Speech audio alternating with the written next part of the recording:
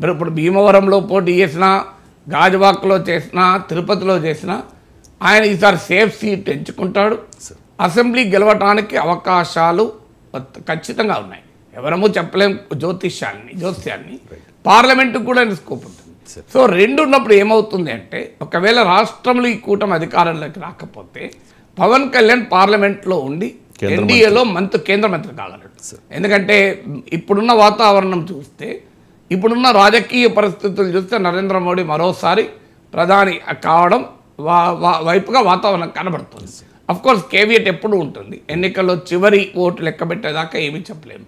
కానీ రాజకీయాలు చాలా వేగంగా మారుతాయి. తెలంగాణలో చూసాం, కాంగ్రెస్ పార్టీ గెలుస్తుందని చివరి నిమిషం వరకు ఎవరు అనుకోలేదు. కానీ దేశంలో ఉన్న రాజకీయ పరిస్థితులు చూస్తే బీజేపీ మూడోసారి కూడా అధికారంలోకి వచ్చే అవకాశమే కనిపిస్తుంది.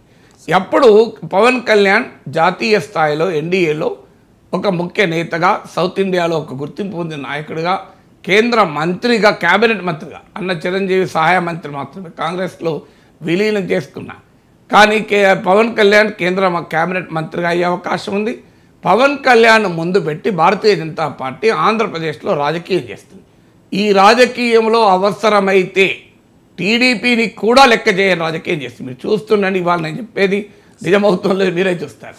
భవిష్యత్తు రాజకీయ చిత్రం 2024 లోక్సభ ఎన్నికల తర్వాత పవన్ కళ్యాణ్ బలోపేతం చేసి, బలీయమైన పవన్ కళ్యాణ్ ముందు పెట్టి భారతీయ జనతా పార్టీ తెలుగుదేశాన్నే బలహీనపరిచే వ్యూహాన్ని రచిస్తుంది. జరగబోయేది అదే. ఎందుకంటే బీజేపీ పవన్ కళ్యాణ్ టీడీపీని చూసే విధానం వేరు, బీజేపీ టీడీపీని చూసే విధానం వేరు. పవన్ కళ్యాణ్ ఏమో వైసీపీకి వ్యతిరేకంగా జగన్ ఓడించడానికి అసెంబ్లీలో బలమైన జనసేన ప్రాతినిధ్యం కొరకేమో పవన్ కళ్యాణ్ స్నేహాన్ని చూపుతున్నాడు.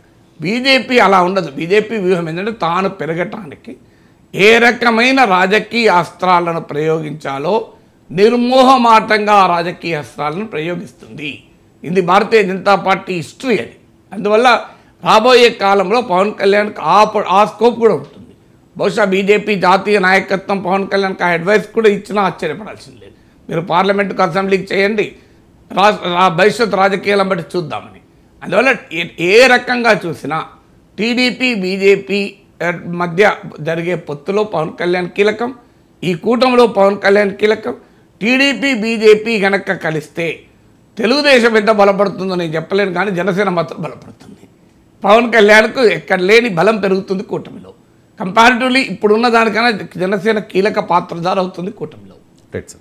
చంద్రబాబు